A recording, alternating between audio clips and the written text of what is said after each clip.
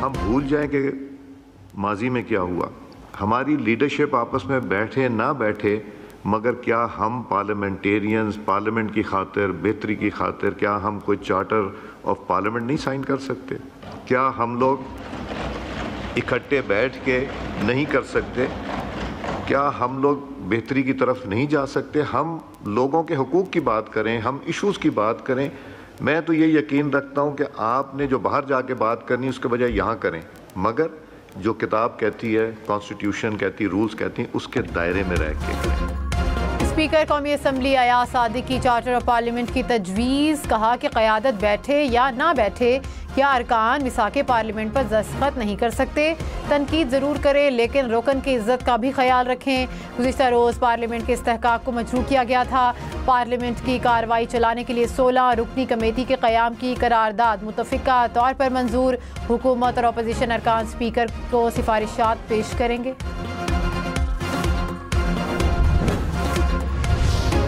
हुकूमत का काम सिर्फ ये है कि आज हमें किसको बंद करना है। पत्थर का जवाब पत्थर से, ईंट का जवाब ईंट से देंगे तो एक दिन के लिए आप लोग खुश होंगे, लेकिन कल मैं और आप उसी जेल में होंगे। बिलावल भुट्टो ने कहा कि हुकूमत आग पर तेल डालेगी तो काम नहीं कर सकेगी। हुकूमत का काम फायर फाइटिंग है। ईंट का जवाब पत्थर से देने का सोचेंगे तो एक दिन खुशी होगी, कल मैं और आप भी जेल में होंगे। अपोजिशन का भी ये काम नहीं कि हर वक्त गालम गलोच करे। जलसे में आप जो कहें वो अपनी जगह। असम्बली के रुकन हैं तो वर्किंग रिलेशनशिप रखना है। जब तक हाउस फंक्शनल नहीं होगा, मुल्क फंक्शनल नहीं होगा। अपनी जिम्मेदारी पूरी करना होगी।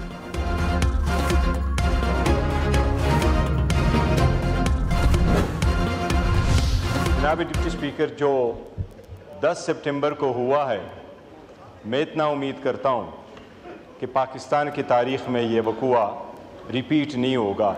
अदरवाइज़ ये ईवान के लिए 10 सितंबर का वक़ुआ इस ईवान के लिए ब्लैक डे है। बैरिस्टर गौहर ने 10 सितंबर का वाक़या ब्लैक डे करार दे दिया। कहा कि पार्लियामेंट के अंदर से MNAs को गिरफ्तार किया गया, नकाब पोशाए दरवाज़ों को खोला, चाबियां किसने दी, लाइट्स किसने बंद कराई, तहकीकात की जाए। जलसा बहाना था, निशाना हमारे अरकान थे।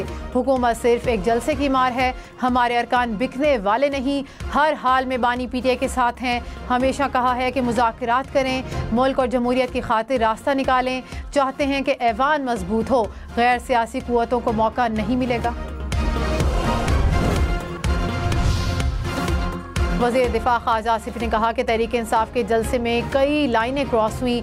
लश्कर लेकर आएंगे कहकर फेडरेशन को चैलेंज किया गया। इस किस्म की बातें खुदकुशी के मुतरादिफ हैं। वज़ीर आला ऐसी ज़ुबान इस्तेमाल ना करते तो ये वाक़या ना होता। एहतजाज करें लेकिन रेड लाइन क्रॉस ना करें। हमने कभी अपने कायदीन को जेल से रिहा कराने की बात नहीं की। सिलसिला ऐसे ही चलता रहा तो मुल्क और इदारे मफलूज हो जाएंगे।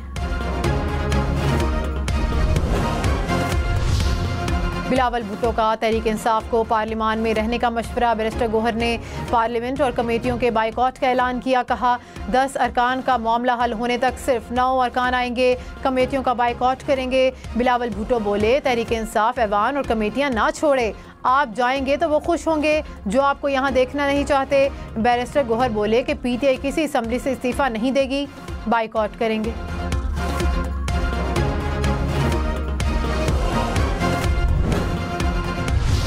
नायब वज़ीर आज़म इसहाक डार ने कहा कि सियासत ज़रूर करें लेकिन रेड लाइंस क्रॉस ना करें। हम सबको देखना चाहिए कि मुल्क के मफाद में क्या है। आपस में ही उलझाव में लगे रहेंगे तो फिर काम क्या होगा। गलतियाँ किसी से भी हो सकती हैं, उंगलियाँ उठाने की ज़रूरत नहीं। जो गलतियाँ हुई उन्हें छोड़ कर आगे देखें। हुकूमत बिलावल भुट्टो की तजवीज़ की हिमायत करेगी।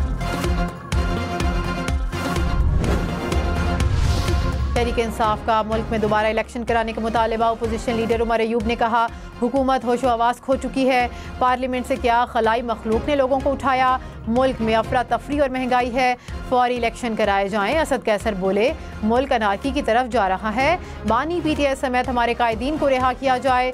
स्पीकर कौमी असम्बली के इक़दाम से मुतमईन नहीं।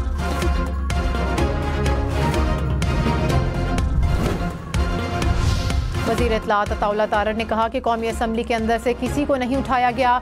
फुटेज से शवाहिद सामने आ चुके हैं। वीडियोस में सामने आया कि हाउस से किसी को नहीं उठाया गया।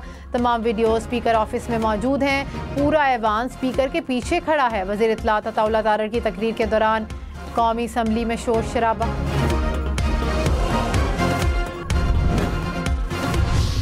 साबिक वज़ीर आज़म शाहिद खाकन अब्बासी ने कहा कि अरकान को कभी पार्लिमान के अंदर से गिरफ्तार नहीं किया गया।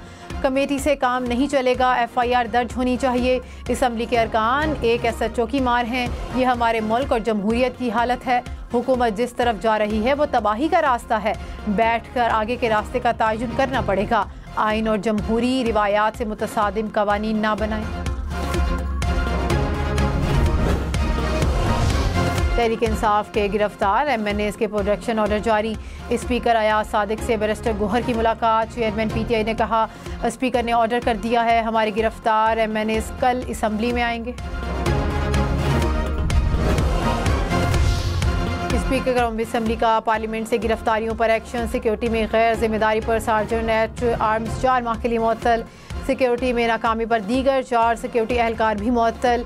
9 सितंबर को पार्लियामेंट की बिजली बंद करने वाले 5 मुलाजमीन को पार्लियामेंट हाउस से भिजवा दिया गया।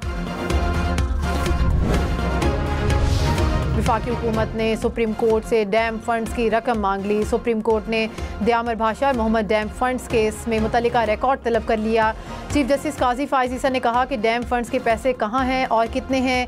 वकील वाबडा ने कहा कि डैम फंड्स में तकरीबन 20 अरब रुपए हैं जो सुप्रीम कोर्ट के अकाउंट में हैं। रकम वफाकी हुकूमत को देने के मामले पर ऑडिटर जनरल को नोटिस, मुकदमे के दीगर फरीकैन को भी नोटिस जारी कर दिए। समात 3 हफ्तों के लिए मुलतवी। चीफ जस्टिस काजी फायज ईसा की मुद्दत में तोसी से मुतालिक गुफ्तगू को गलत रंग दिया गया। चीफ जस्टिस के सेक्रेटरी ने एलामिया जारी कर दिया। कहा चीफ जस्टिस से सवाल हुआ कि क्या वो तोसी लेंगे। चीफ जस्टिस ने कहा कि कई माह पहले वजीर कानून चैम्बर में आए थे और कहा कि हुकूमत चीफ जस्टिस की मुद्दत मुलाजमत 3 साल फिक्स करने पर गौर कर रही है। चीफ जस्टिस ने कहा कि ऐसी कोई तजवीज़ इनफरादी तौर पर हुई तो वो कबूल नहीं करेंगे। इस मुलाकात के अलावा वजीर कानून की चीफ जस्टिस से इस बारे में कोई मुलाकात नहीं हुई।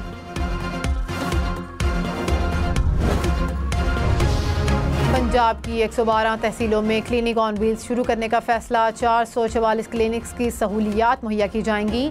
वज़ीर आला पंजाब मरियम नवाज़ की ज़ेर सदारत इजलास में फैसला। सड़कों, सेहत और सीवरेज लाइन के मुतअद्दिद मंसूबों की भी मंजूरी।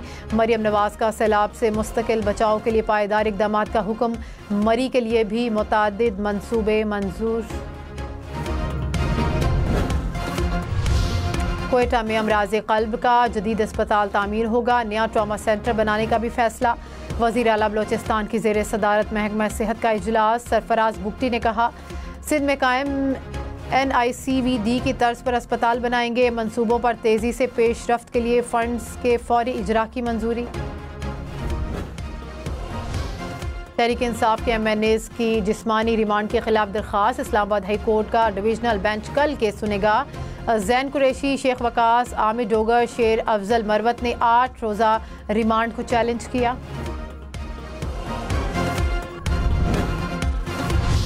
तहरीक इंसाफ के रहनुमाओं के खिलाफ दहशतगर्दी मुकदमा। इस्लामाबाद पुलिस ने तहकीकात के लिए खसूसी तहकीकाती कमेटी कायम कर दी। टीम तहकीकात और गिरफ्तारियों के लिए इक़दाम करेगी। 2 दिन में IG इस्लामाबाद को रिपोर्ट पेश की जाएगी। बिलावल भुट्टो ने कहा कि PTI के चेयरमैन कुछ महीनों से जेल में हैं। अपने चेयरमैन का केस अदालतों में लड़ें। PTI की जिस सूबे में हुकूमत है वो बहुत मसाइल का शिकार है। वज़ीर आला खैबर पख्तूनख्वा जलसों में गालियां दें तो वो सियासत चमका रहे हैं। ऐवान में अवाम की खिदमत करें।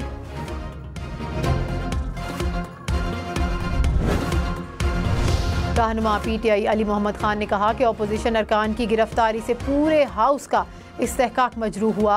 अब तक वाज़े नहीं कि हमारे अरकान को गिरफ्तार करने वाले कौन थे।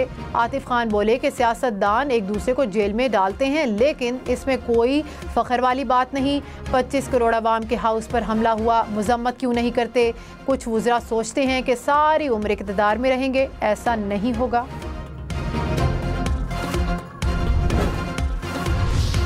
वज़ीर इत्तला सिंध शर्जील इनाम मेमन ने कहा कि PTI वाले तो किसी से हाथ भी नहीं मिलाते। हुकूमत मुफाहमत से सबको साथ लेकर चलने की बात करेगी। PTI की क़यादत ने मुतअद्दिद बार यूटर्न लिया। इस्टेब्लिशमेंट से बात करना सियासतदान का काम ही नहीं। PTI क़यादत अपने कारकुनों और आवाम से मुखलिस नहीं। अपोजिशन लीडर उमर अयूब, असद कैसर, जरताज गुल, फैसल अमीन गंडापुर की राहदारी और हिफाजती जमानत मंजूर। पेशावर हाई कोर्ट का 10 अक्टूबर तक मुतल्लिका अदालतों में पेश होने का हुक्म। कहा किसी भी मुकदमे में गिरफ्तार न किया जाए। वज़ीर आला खैबर पख्तूनख्वा की मुशीर Misha Yousafzai denotify. Governor Khyber Pakhtunkhwa ने वज़ीर आला अली अमीन गंडापुर की समरी पर दस्तखत कर दिए।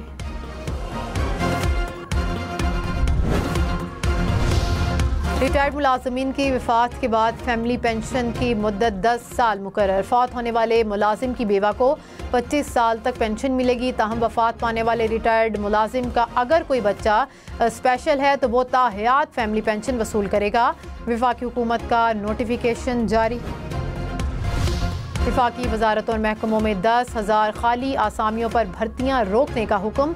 टेस्ट मनसूख। वजारतों, डिवीजन्स और महकमों की ग्रेड 1 और 16 तक की 60% खाली असामियाँ ख़त्म। बजट वजारत ख़जाना को वापस करने की हिदायत। इसहाक डार की बतौर नायब वज़ीर आज़म तकर्रुरी के खिलाफ इस्तदा फौरी समाअत के लिए मंजूर। सिंध हाई कोर्ट ने फरीकैन से 2 हफ्तों में जवाब तलब कर लिया। अदालत ने कहा इससे कबल परवेज़ इलाही भी नायब वज़ीर आज़म रह चुके हैं। ये दरख्वास्त इससे मुख्तलिफ है। परवेज़ इलाही की तकर्रुरी का नोटिफिकेशन और हाई कोर्ट्स के फैसले की नकूल पेश की जाए। वज़ीर आज़म से मिक्स आर्ट्स फेडरेशन के खिलाड़ियों और अहदेदारों की मुलाकात। नुमायाँ कारकर्दगी का मुजाहिरा करने वालों में इनामात तकसीम किए। शहबाज शरीफ ने कहा कि आपसे मिलकर बहुत खुशी हुई। नॉर्वे में पाकिस्तान की नुमाइंदगी करने वाली स्ट्रीट चाइल्ड फुटबॉल टीम से भी मुलाकात।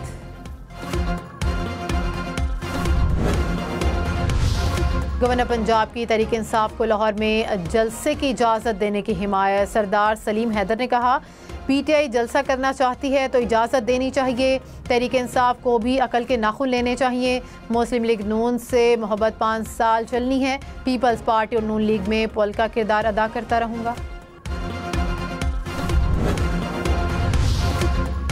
वज़ीर आला सिंध मुराद अली शाह ने कहा कि इर्स एक्ट पर जो अवामी राय होगी सिंध असम्बली अरकान एहतराम करेंगे। सिंध असम्बली ने काला बाग डैम के खिलाफ भी मुतफ़िका करारदाद मंजूर की थी। अंदरूनी साजिशों को इत्तेहाद के साथ ख़त्म करेंगे। खैबर पख्तूनख्वा में एमपॉक्स का 5वां केस रिपोर्ट। 33 साला मरीज़ खलीजी मुल्क से वापस आया। मरीज़ में एमपॉक्स की तस्दीक खैबर टीचिंग अस्पताल में हुई।